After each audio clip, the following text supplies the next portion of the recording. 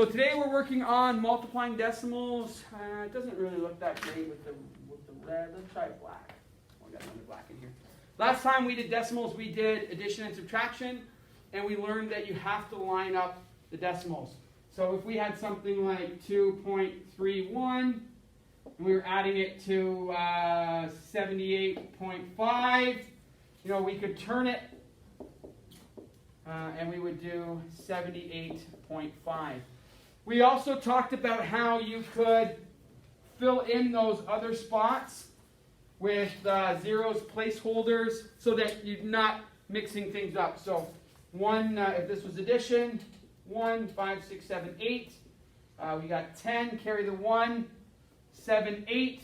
We bring our decimal straight down, 80.81. Pretty basic. Same thing with subtraction. We line up the decimals and we subtract. We might have to borrow and regroup, right? That's just our regular math strategies that we use. When we're dealing with multiplication, okay, it becomes a little bit different. And we're going to do an example on the board with two different kinds of decimal multiplication. First one we're going to do is where we just have one decimal, and the second one we're going to do is with two decimals, okay? So the first one, we might see something like this. 6.35 times 12. Okay? We know we don't have to leave it like this. Usually we'll take the smaller number, we'll put it underneath, right? And then we'll put our multiplication sign. Okay? We can then erase those, and it looks like that. Not super hard. If you remember, we go through and we multiply the ones digits, and then we multiply the tens digits. If there was hundreds, then we would do that as well. Every time we go down a line, we have to start by putting a 0. Next one down, 2 more zeros. Fourth one. The more lines we go down, the more zeros we have to put in because we are moving to the different spot in our place value. When we start, we take the 2 and we multiply it by the 5, then the 3, then the 6. We know that 2 times 5 is 10. The 0, carry the 1, which we add later. 3 times 2 is 6, plus 1 becomes 7. 2 times 6 is 12. We write it in as a 12 because there's nothing else to multiply there. When we go down to this one, we're now going to our tens column, right?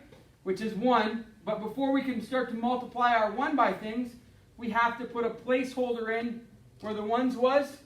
And now we can multiply. 1 times 5 is 5. 1 times 3 is 3. 1 times 6 is 6. Okay? We've got a 0. 12, carry the 1. 2, 3, plus 3 becomes a 6. 6 plus 1 is 7. Now, one of the strategies that most people use when multiplying decimals is that they just pretend the decimal isn't there as they multiply. If you pretend the decimal or decimals aren't there and you just multiply, you'll get the right answer, but it's not the full right answer because you haven't put in the decimal yet. Okay? And the thing is, if you were going to multiply 12 times 635 and pretend the decimal isn't there, we would take the decimal right over. We'd move it over to there, right? So 12 times 635 is 7,620, right? We've moved the decimal over 2 spaces to get it, right?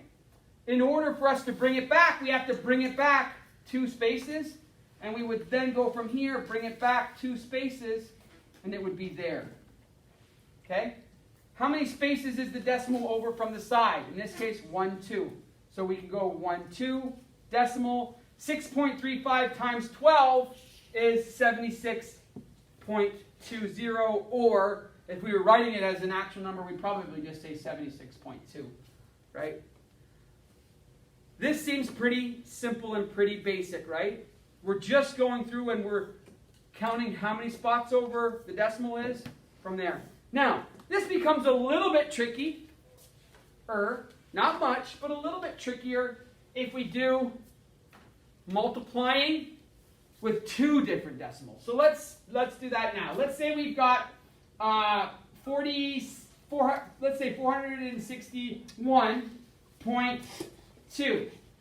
Okay, and we're going to multiply it by something like 5.3.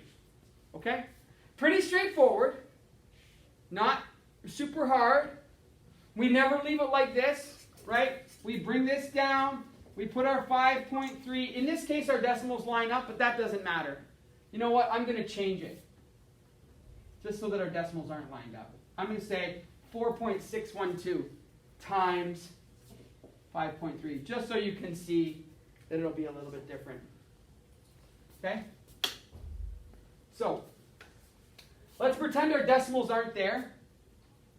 And we're just going to multiply it the normal way we do. 3 times 2 is 6. 3 times 1 is 3. 3 times 6 is 18. Carry the 1. 3 times 4 is 12. Plus 1 is 13. In order to multiply the 5 by those, okay, we use that, we have to put a 0 in this column. Then we go 5 times 2 is 10. 5 times 1 is 5. Plus 1 is 6. 5 times 6 is 187. Right? 5 times 6 is 187. No. I gotta just make sure people are still awake.